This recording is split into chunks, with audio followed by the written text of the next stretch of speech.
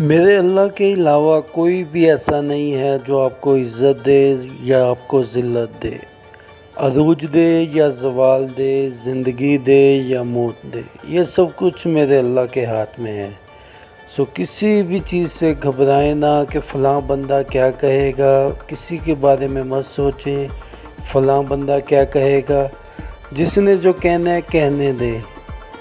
جس کی عادت ہو تنقید کرنے کی، اگر وہ آپ کو پانی پہ چلتا بھی دیکھ لے تو وہ یہی کہے گا کہ اس کو تیرنا نہیں آتا، حالانکہ اس کو پانی پہ چلنے کا فن کا نہیں معلوم۔ تنقید کرنے والے نے ہمیشہ تنقید ہی کرنی ہے، کسی سے بھی مت ڈرو۔